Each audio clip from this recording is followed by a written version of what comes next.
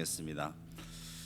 걸어가신 하나님 아버지, 주님의 은혜 가운데 부활의 기쁨을 누리게 하시니 참으로 감사합니다. 부활절을 맞이하고 또 어느새 또 4월을 맞이하게 되었습니다. 봄에 돋아나는 모든 색사들처럼 주를 향한 우리의 사랑이 또 열정이 주여 돋아나게 하여 주옵시고, 말씀을 기도로 더욱 충만함으로 말미암아 주의 복음 증거하는 자리로 담대하게 나아갈 수 있는 우리 모두가 다 되게 하여 주시옵소서. 50일간의 4010 프로젝트 그 모든 시간 가운데 늘 주님과 동행할 수 있도록 도와주시고, 성령님께서 우리 가운데 충만함으로 말미암아 아버지 하나님이 지치지 않게 하여 주옵시고, 날마다 주와 함께 힘차게 아버지 하나님 나아가는 모든 시간 될 수 있도록 은혜 더하여 주시옵소서. 감사드리며 예수님의 이름으로 기도하옵나이다. 아멘. 우리 마지막 날에 우리 힘차게 함께 박수 치면서 찬양으로 나아가겠습니다.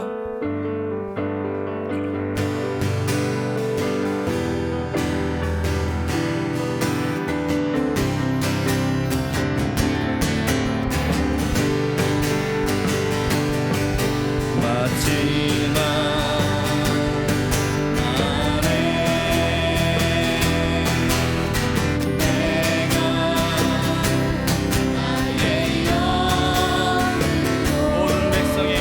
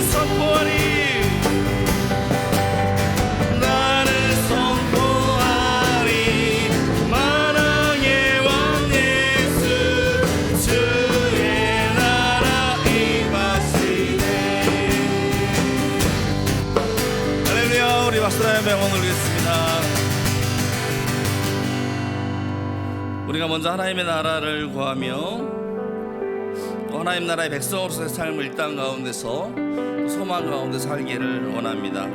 이곳에 임하신 하나님의 나라 우리 함께 고백하며 나아가시겠습니다.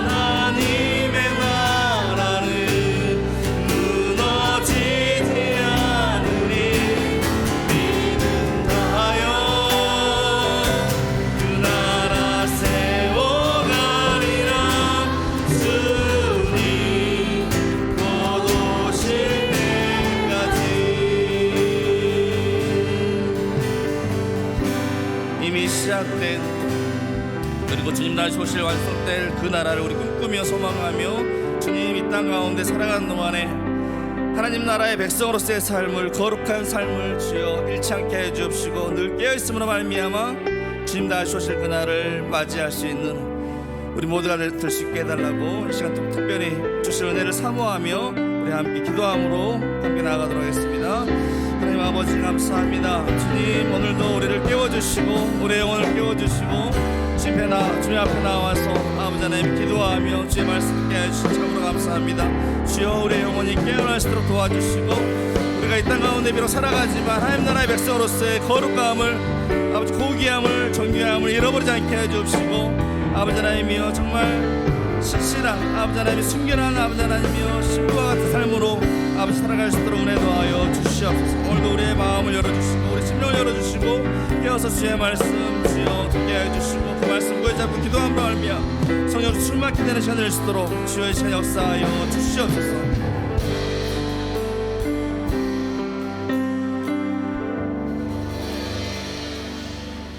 하나님 4010 프로젝트 3일째 새벽을 깨우며 주님 앞에 나옵니다. 성령 하나님 이곳에 임재하시어 하나님 나라를 보게 하시고 하나님 나라를 더 알게 하시고 하나님 나라를 더 사모하게 하시고 하나님 나라를 나 자신으로부터 가정부터 이루어 나가는 은혜를 허락하여 주옵소서. 성령이 와야만 알 수 있는 하나님 나라입니다. 세상만 쳐다보고 세상 나라에만 매여 살아가는 인생이 되지 않기를 원합니다. 하나님께서 우리에게 주시려고 하는 그 하나님 나라 성령 안에서 보게 하여 주옵소서. 이 새벽에도 나와서 여러 가지 모양으로 하나님 앞에 헌신하고 영광을 올려드리는 귀한 손길들을 기억하여 주옵시고 함께 참여한 모든 성도들에게도 하늘의 신령한 은혜를 베풀어 주시며 새벽을 깨우고 돌아가서 오늘 하루의 삶이 주님 안에서 지치고 힘든 삶이 아니라 주어진 삶을 능히 잘 감당해 낼 수 있도록 도와주시고 삶에 하나님이 주시는 능력으로 말미암아 기쁨으로 또 주어진 일을 잘 감당하여 어디서나 향기를 낼 수 있는 우리 귀한 성도들 되게 하여 주시옵소서. 새벽을 깨우며 함께 4010 프로젝트와 함께 카카오톡 전도를 위해 기도하고 있사오니 우리의 모든 간절한 기도에 응답하여 주옵시고 합심하여 올려드리는 기도를 들으시사 하나님의 놀라운 능력으로 이 땅에 응답하여 주시옵소서. 예수님의 귀하신 이름으로 간절히 기도드립니다. 아멘. 오늘 3일째 하나님 말씀 보겠습니다. 누가복음 2장 10절부터 14절까지 말씀입니다.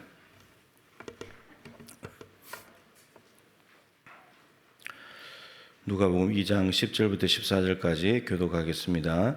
천사가 이르되 무서워하지 말라. 보라 내가 온 백성에게 미칠 큰 기쁨의 좋은 소식을 너에게 전하노라.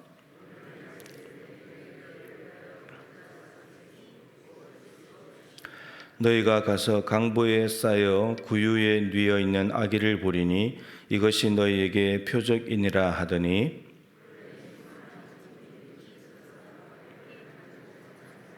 같이 읽죠.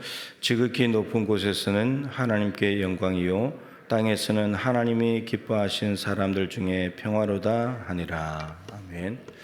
오늘 말씀은 하나님 나라의 시작입니다. 어제 하나님 나라의 통로에 대한 말씀을 보았습니다. 이제 하나님 나라가 이 땅에 오는 예수님이 이 땅에 오시는 통로는 이제 준비가 되었습니다. 그럼 이제 하나님 나라가 이제 시작이 돼야 되는데 다르게 말하면 예수님께서 이제 이 땅에 오시는 삶이 이제 시작이 된다는 말입니다. 지난 주간에 고난 주간 특별 새벽 기도회를 하면서 성육신적인 삶이라는 주제를 가지고 말씀을 보았는데 첫 번째 날 제목이 성육신 구원의 시작이었습니다. 우리 이 땅에 우리를 위한 구원이 시작되는 것은 예수님이 성육신 하셔야만 가능한 일이다라는 거였죠. 예수님께서 인간의 모습으로 이 땅에 오시지 않으면 우리의 구원은 시작이 될 수가 없다라고 하는 겁니다. 하나님 나라의 시작도 마찬가지입니다. 예수님께서 하나님 나라를 가지고 오시는데 하나님 나라를 가지고 오시는 예수님이 이 땅에 오시지 못한다면 이 땅에 오지 않는다면 아무 소용이 없는 거죠. 하나님 나라는 이 땅에 이루어질 수가 없는 것입니다.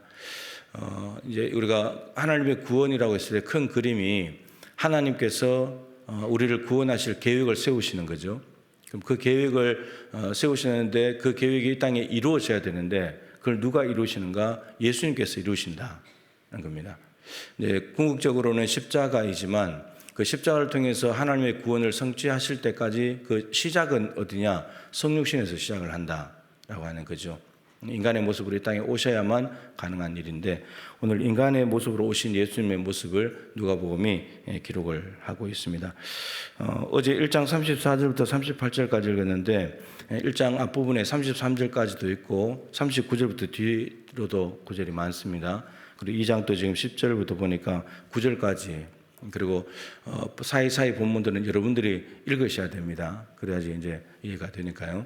자, 오늘 말씀을 보도록 하겠습니다. 너무 잘 아시는 말씀이죠. 성탄절이 되면 한 번쯤은 꼭 이제 언급이 되는 구절이기도 합니다. 천사가 이제 나타나서 이 들에서 양을 치고 있던 목자들에게 이제 전하는 메시지였죠. 어제는 마리아였고 마태복음 1장은 요셉이었고 오늘은 이 목자들에게 천사들이 알려주는 소식입니다. 온 백성에게 미칠 큰 기쁨의 좋은 소식을 너희에게 전하노라. 큰 기쁨의 좋은 소식이 왔다는 겁니다. 이 좋은 소식만 해도 좋은 소식인데 거기다가 기쁨의 좋은 소식, 거기다 큰 자까지 붙였으니까 이거 뭐 어마어마하게 좋은 소식. 이제 한자로 말하면 복음이죠. 복된 소식을 천사들이 전해준다라고 말하는데 그 소식은 하나님 나라이고 그리고 그것을 누구에게 주느냐? 온 백성에게 준다고 합니다. 이 하나님 나라는 이 땅에 있는 모든 사람들에게 필요하다. 이런 말이죠. 하나님 나라가 이 기쁜 소식이 필요가 없는 존재는 없습니다. 다 필요하다는 거죠. 그 소식을 전한다는 겁니다. 그 소식이 11절에 있는 대로 다윗의 동네에 너희를 구주가 나셨는데 곧 그리스도 주시니라. 예수님이 태어나셨는데 천사가 말하기를 그리스도 주시니라 라고 했습니다. 이건 이제 많이 말씀드렸습니다. 베드로가 신앙 고백했던 부분들, 근데 그 의미가 뭔지를 알아차리지 못했는데 사도행전 2장에 베드로가 성령 받고 난 뒤에 너희가 십자가에 못 박아 죽인 이 예수를 하나님이 주와 그리스도가 되게 하셨느니라. 이제 명확하게 선포가 되는. 그 하나님 입장에서는 그리스도 주로 보냈는데 천사가 어떤 존재인지를 예수님에 대해서 선포를 했는데 사람들은 못 알아먹고 있다가 성령이 오시고 난 뒤에야 알아먹기 시작했다는 거죠. 근데 오늘 예수님은 분명히 이 모습으로 보내셨습니다. 우리의 그리스도가 되시면서도 주가 되시는 예수님으로 우리에게 보내셨다라는 거죠. 근데 이 그리스도 주가 태어났다는 것이 온 백성에게 가장 큰 기쁨의 좋은 소식이다라고 이야기합니다. 이유가 뭐죠?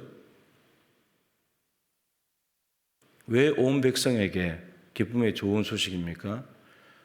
단 한 사람도 예외 없이 좋은 소식입니다.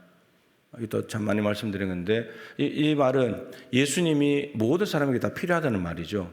어떤 사람에게 필요하고 어떤 사람은 필요 없는 것이 아니라 자기가 필요 없다고 느끼는 것뿐이지 모든 사람들에게 다 필요하다는 겁니다. 이유는 모든 사람들이 다 죄인이니까. 그리스도라는 말 자체가 기름 부음 받은 자, 메시아잖아요. 구원하시는 분이잖아요. 그럼 구원을 받아야 될 존재들이 온 백성인데 왜 온 백성이 구원을 받아야 되냐? 죄에 다 빠져 있으니까. 모든 사람이 죄를 범하였으니까. 그래서 그리스도 주가 오신 것이 정말 모든 사람들에게 큰 기쁨의 좋은 소식이다라고 하는 거죠.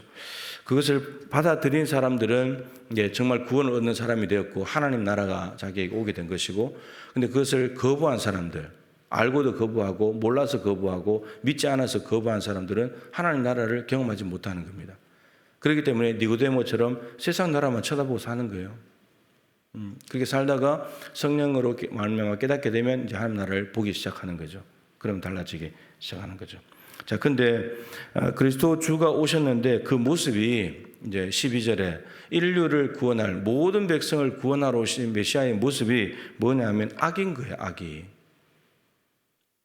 구유에 강보에 쌓여 구유에 누워 있는 악의를 볼 건데 이것이 너에게 표적이니라. 이것이 메시아이신 표적이라고. 예수가, 이 아기 예수가 메시아라는 표적이라는 겁니다.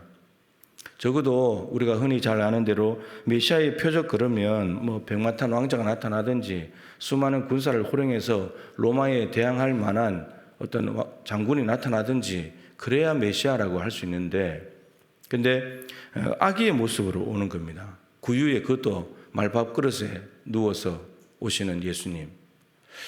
너무나 연약한, 너무나 의존적인 이런 사람들이 이제 왜 백마탄 왕자를 원하고 로마를 이길 수 있는 강력한 장군을 메시아로 기대했느냐 하면 저들은 구원이 뭔지를 몰랐기 때문입니다.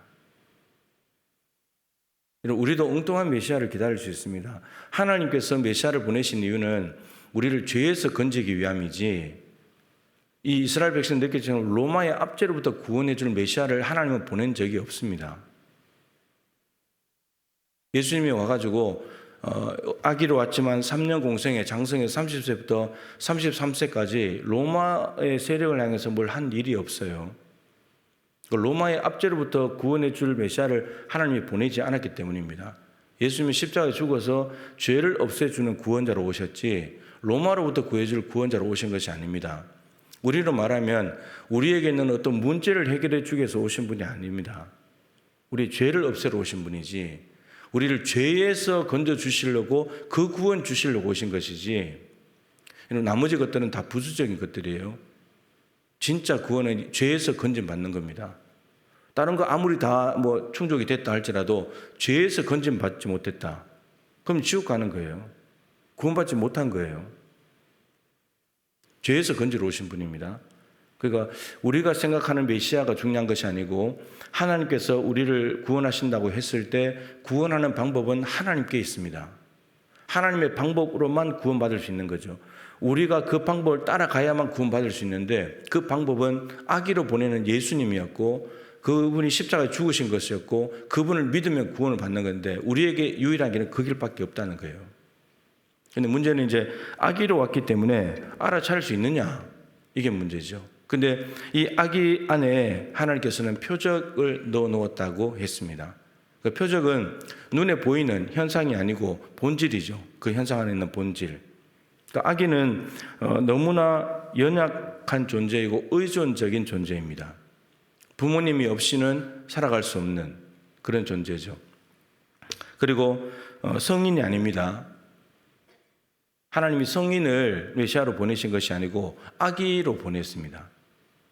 처녀가 잉태하여 아들을 낳을 건데 이름을 예수라고 해라. 그러니까 우리 인간의 전 과정을 다 거치게 만드는 겁니다.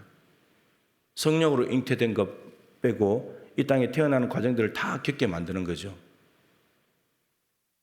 그래야지 여러분 우리가 얼마나 연약한 존재이고 우리를 구원하시는지 그걸 우리의 연약함을 다 체휼하시는 분이시고 동정하실 수 있는 분이시고 이해하고 공감하시고 도와주실 수 있는 분이 바로 그 예수님이 될 수 있기 때문입니다.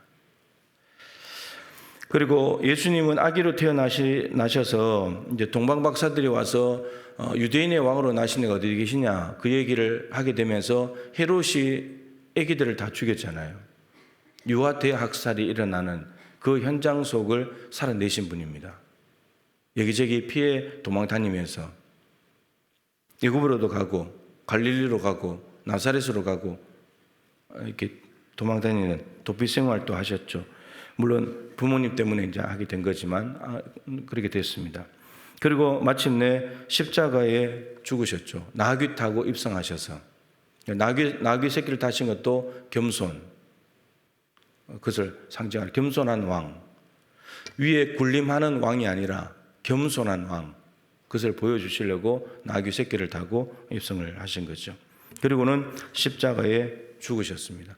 그러니까 죄에서 구원할 메시아로 아기의 모습으로 보냈는데 사람들이 그걸 알아차리면 좋은데 알아차린 사람도 있죠. 시몬과 안나와 같은 사람들.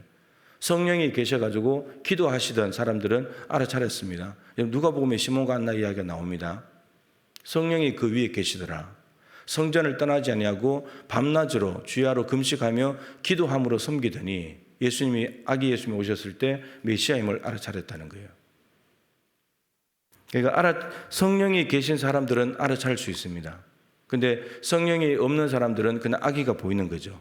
아이고, 한 아기가 또 하나님께 예배하러 왔구나. 이 정도지 메시아임을 알아차릴 수는 없습니다. 자, 이제 아기의 모습으로 오시는데 이것을 이제 아까 말씀드린 대로 성육신이라고 할 수 있죠. 예수님께서 하나님이신데 자기를 비워서 종의 형체를 가지사 사람들과 같이 되셨다. 예, 하나님이 사람이 되신 것입니다. 근데 그 아기의 모습으로 오셨다는 거죠. 죽기까지 복종하셨다. 이는 죽음만 복종하신 것이 아니라 죽기까지 복종하셨으니까 성육신부터 해서 죽기까지 하나님께서 구원 계획을 세우신 그때부터 그 계획이 완성될 때까지 복종하신 거죠. 예수님의 삶은 그거였습니다. 그래서 이 성육신, 하나님 나라가 이 땅에 시작될 수 있는 것은 성육신인데 그 성육신 안에는 자기를 비워 종의 형체를 가진 낮아지심과 복종이 있다는 겁니다. 여러분, 낮아짐과 복종이 없으면 하나님 나라는 시작할 수 없습니다. 시작도 못하지만 그렇게 시작되었다 할지라도 그 하나님 나라를 경험하고 깨달은 사람들이 낮아지고 복종하는 삶을 살지 못하면 하나님 나라는 확장돼 갈 수 없습니다. 이 하나님 나라가 처음에 오는 이 시작의 모습이 매우 중요합니다. 그대로 따라가야지만 가능한 나라니까요.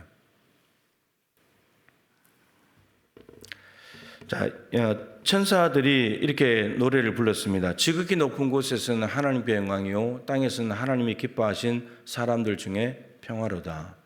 아기 예수님이 태어났는데 천사가 이 노래를 하나님께 올려드렸습니다. 그러니까 많이 말씀드렸지만 이 아기 자체가, 예수님이 이 땅에 오신 것 자체가 하나님께 영광이 되는 것이고 이 땅에는 평화가 시작되었다는 겁니다.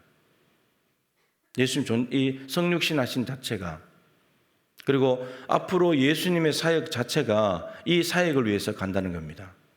3년 공생애가 이 모든 이 하시는 일들이, 말씀하시고 치료하시고 선포하시는 모든 일들이 하나님의 영광을 위해서, 그리고 사람들에게는 평화를 주는 그 삶으로 나아갈 거라는 것을 말씀하는 겁니다. 이 한 구절 안에 예수님의 인생 전체가 다 들어있는 거예요. 인생 전체가.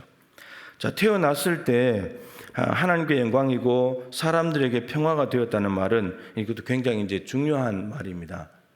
지난 성탄절 때 제가 말씀을 드렸었는데 팍스 로마나라고 하는 말을 들어보셨을 겁니다. 로마의 평화라는 말입니다. 이 아우구스투스, 가이사 아구스도라고 성경은 되어 있는데 아우구스투스라고 하는 말은 높아지신 이, 그 신들에게 붙이는 칭호입니다. 근데 이 가이사 아구스도가 옥타비아누스라고도 하는데 이 옥타비아누스가 자기를 가이사 아구스도, 스스로 높아지신 이라고 신과 같은 존재라고 이름을 붙였습니다. 그러고 난 뒤에 마르쿠스 아우렐리우스라고 하는 황제가 이 옥타비아누스는 주전 27년부터 자기를 스스로 높여서 신과 같은 존재라고 했고, 그리고 그로부터 주 161년부터 180년까지 다스린 황제가 마르쿠스 아우렐리우스인데 그때까지 그 200년이잖아요. 주전 27년부터 180년까지인가. 그 200년간의 기간을 가리켜서 팍스 로마나라고 합니다. 로마의 평화. 로마의 어마어마한 힘과 권위를 가지고 만들어낸 평화. 이 주변에 있는 약한 나라들을 다 힘과 권력으로 정복하면서 그냥 이렇게 굴복하게 만들어서 짓밟아 가지고 너희들 우리한테 대들지 마. 너희들 가만히 있어. 이렇게 힘으로 이룬 평화. 이 평화의 기간이거든요. 그런데 예수님께서 태어나신 때가 바로 이때입니다. 그런데 지금 세상이 돌아가는 형세는 어떠냐면 로마 황제 자기가 높아졌습니다. 신과 같이. 자기 스스로가 하나님이 되어서 높임을 받고 있는 때인데, 근데 천사가 말하기를 이 아기 예수님이 오신 것이 하나님께 영광이라고 이렇게 선포를 하는 것이고, 팍스 로마나, 힘과 권력으로 만들어낸 평화가 유지되고 있는 상황인데 200년간이나, 근데 그 평화가 이루어지고 있는데 예수님이 오셨는데 땅에서는 하나님이 기뻐하신 사람들 중에 평화가 왔다라고 선포를 하는 겁니다. 이미 신과 같은 존재가 있고 높아진 존재가 있고, 그리고 이 땅에는 이미 200년간이나 평화가 지속되고 있는데도 불구하고 그것이 진짜 하나님이 아니고 진짜 평화가 아니라는 선포를 천사가 지금 하고 있는 겁니다. 그 가짜들이라고. 어마어마한 선포인 거죠. 진짜 하나님이 왔고 진짜 평화가 왔다는 겁니다. 예수 안에.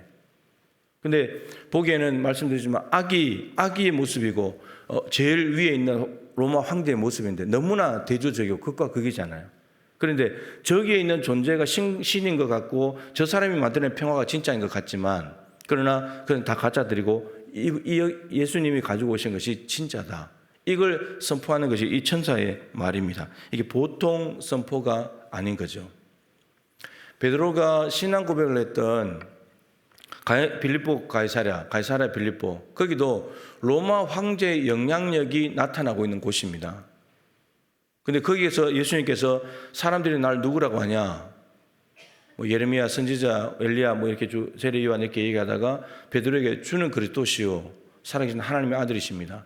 하나님 아들과 같은 존재가 저기 있는데 로마 황제의 영향력이 펼쳐지고 있는 곳인데 거기서 베드로가 주는 그리스도시요 살아계신 하나님의 아들이십니다. 당신이 하나님의 아들이십니다. 당신이 그리스도입니다. 로마 황제가 아니고, 여러분 이건 목숨을 건 고백이에요. 단순히 그 당시에 사람들이 했던 고백과 비교되는 그런 정도가 아니고 예수님을 어떤 특정한 이 땅에 있는 사람으로 나타낼 수 없죠. 일부는 맞지만 절대로 나타낼 수가 없어요. 예수님 이 땅에 있는 존재가 어떻게 똑같겠습니까? 인간의 모습이긴 하지만 못 나타내는 거예요. 근데 정말 예수님을 올바로 신앙 고백을 했을 때, 아버지께서 가르치신 고백을 했을 때 그 고백은 로마 황제에 거의 대항하고 로마 황제가 가짜라는 것을 선포하는 고백이기 때문에 어마어마한 고백인 겁니다. 목숨 걸고 하는 고백인 거예요. 그 똑같은 것입니다. 예수님께서 태어나셨는데 로마 황제 저 가짜야, 진짜 하나님이고 평화 저 가짜 평화야, 진짜 평화는 그렇게 안 이루어져. 이렇게 지금 선포를 하고 있는 겁니다. 예수님의 실제 사역의 삶을 보게 되면, 그럼 이제 예수님께서 정말 태어나신 것 자체도 영광이고 평화지만 그 실제로 이루어가는 과정이 어떠냐, 두 구절만 딱 보면 이제 이해가 되는 거죠. 요한복음 17장 4절, 아버지께서 내게 하라고 주신 일을 내가 이루어 아버지를 이 세상에 영화롭게 했습니다.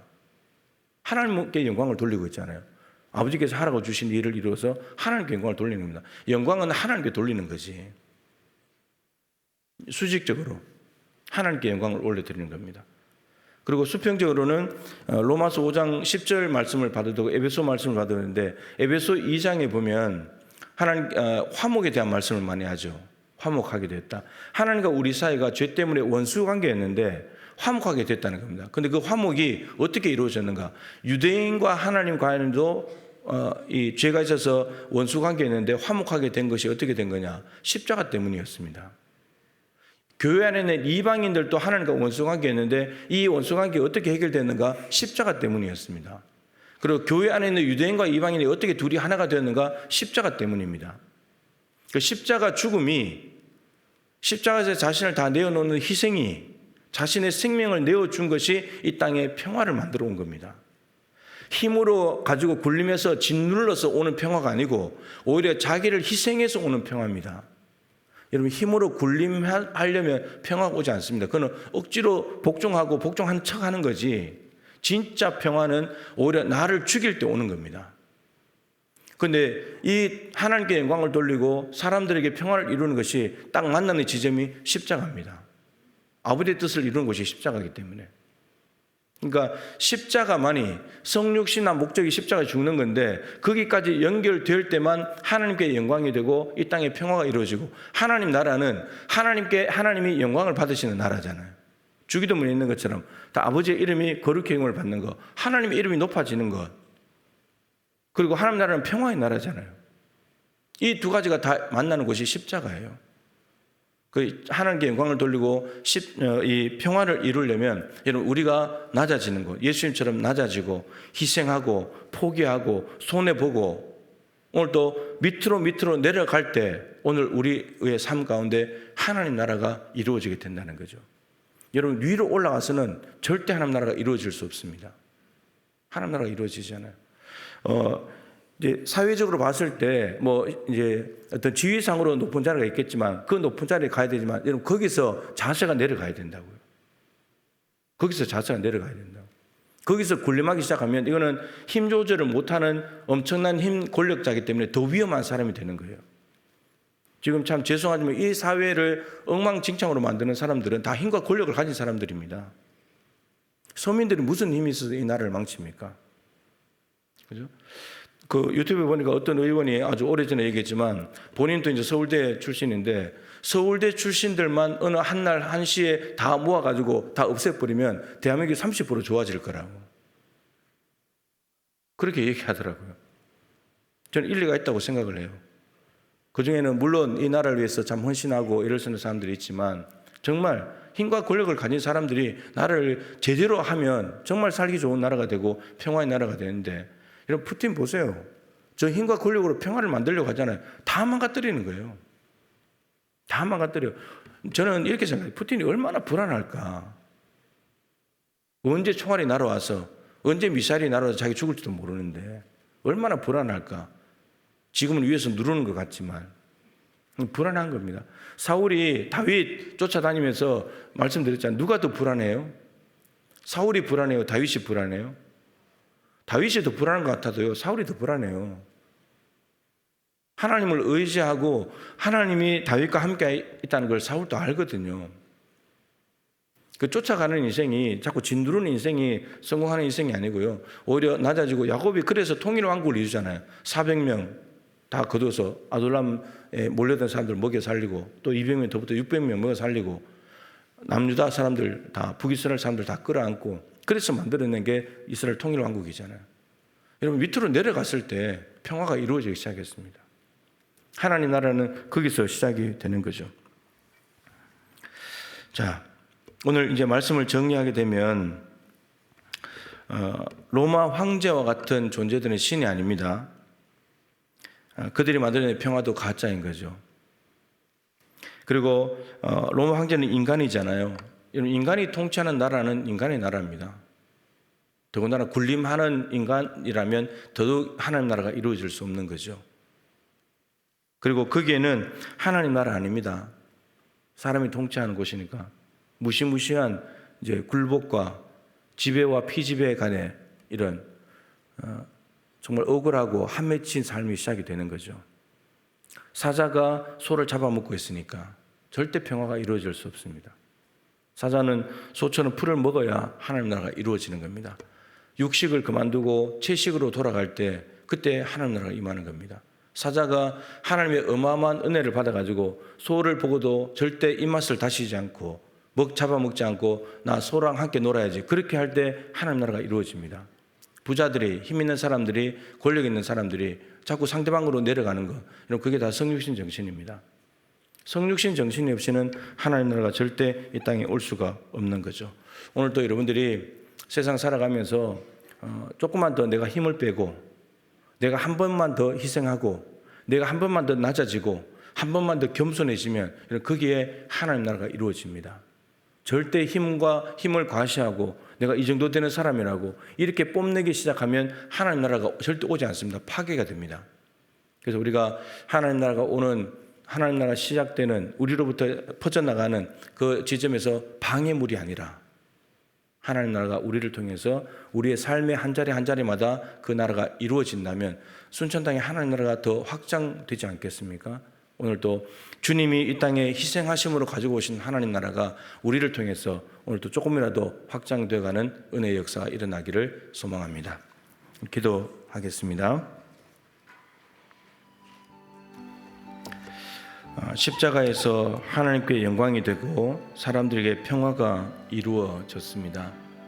오늘도 우리가 십자가를 지고 가는 십자가의 정신을 가지고, 성주신 정신을 가지고 살아갈 때 우리가 살아가는 삶의 자리에 하나님 나라가 오게 될 것입니다.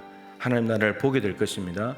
하나님의 통치가 이루어지면서 많은 사람들에게 진정한 평화, 지금까지 보지 못했던 세상 나라와 하나님 나라는 전혀 다르니까요, 다른 나라를 보여줄 수 있게 될 것입니다. 우리가 해야 될 일은 하나님 나라를 보여주는 것입니다.